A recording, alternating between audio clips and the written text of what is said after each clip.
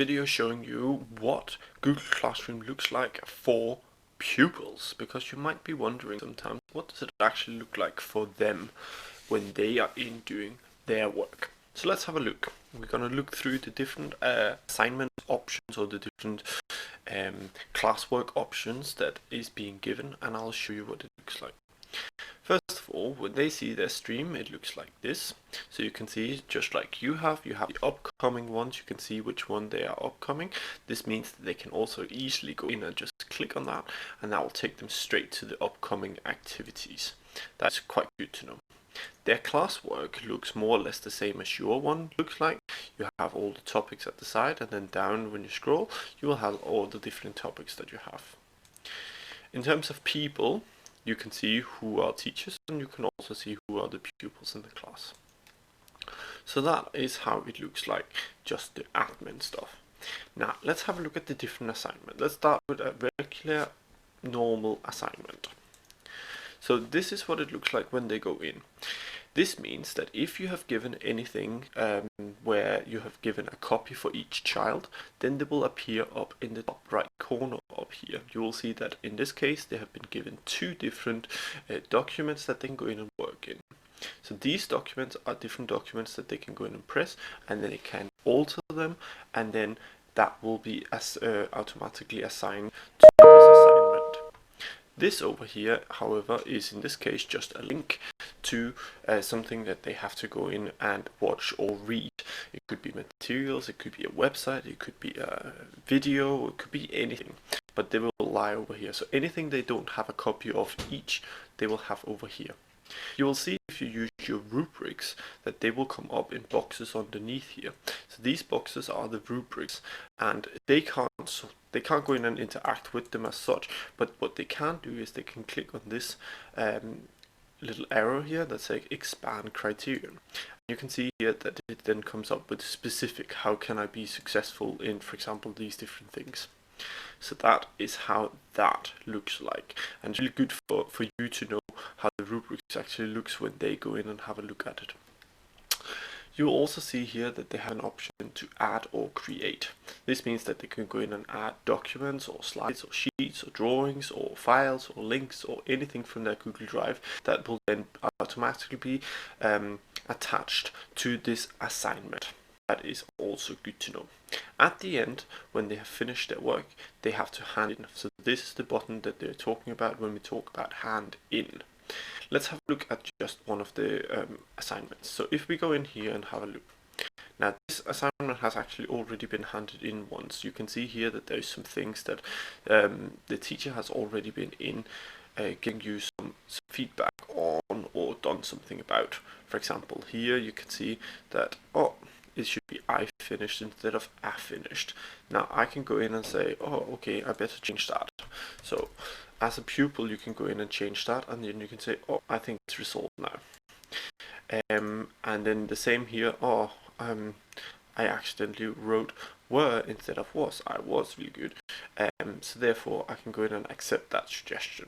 You can see here now that they have been corrected, and now I can go back into my assignment and I can say hand it in. Then if I'm happy with it, you just press hand in. So that's the pupil, that is how we do this. Right, so that is how an assignment works. Let's have a look at a question. So for example, this is a question that's asking how they're feeling.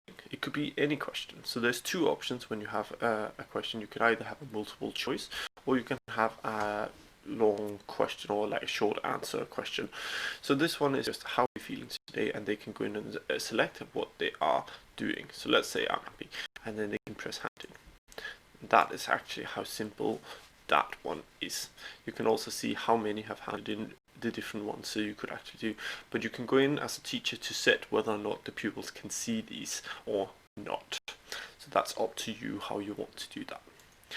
The next one is another question, but in this case it is a question here where you have to type in your answer. So for example, what has been your favorite piece of work this week? So I could for example say, our textbook work around decimals. I don't know, something like that. And then you can say hand in again. again, as a teacher, you can go in and set whether or not the pupil should be able to see this or not. So you have to go in and see this. You can see up here that it's classmates' answers, but again, that is completely up to you whether or not they should be allowed to do that. The last one I'm going to show you right now is a quiz assignment. So this means, for example, here I have put in a literacy. This is just put back very quickly, so just be aware of that. So please fill in the form for spelling. So for example, here you can go in and click on the spelling form, and you can see here that they have to put in the answer and they have to spell certain words. And in this case, they click on this and then they listen to a voice recording, and they can play the voice recording. Spell the word window. That recording will then go in and they will have to spell the words that they have heard. And let's just see if we spell some of them incorrectly, like for example like this. And what is the last one?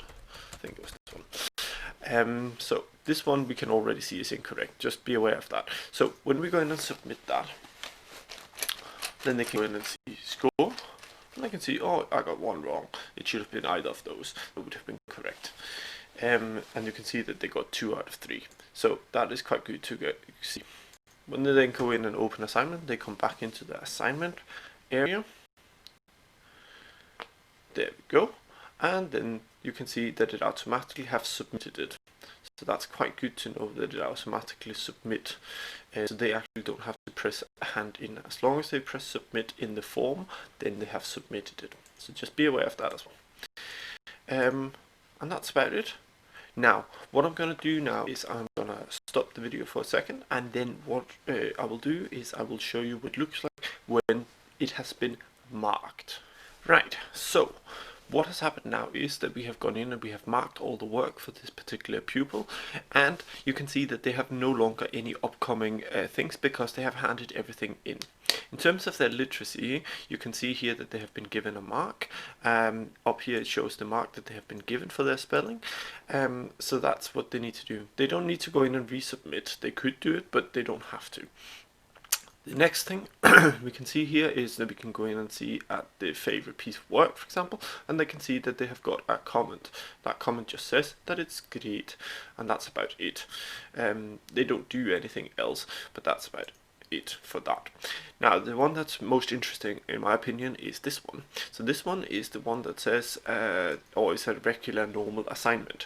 You can see here that they have actually gone in and have their rubrics filled in. This means that you can see that they've scored 1 out of 3, and in this case it was because they didn't complete 2 of the other tasks, so therefore they didn't score the work for those 2.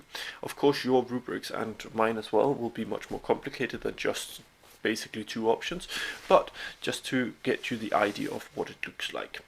You can also see that they have a comment on it, so they can go in and see this. Then they would be able to go in and change some of the things, and then they could resubmit it and then potentially score a higher score later on. But that is how it looks from a pupil's perspective. So hopefully this was a little bit helpful.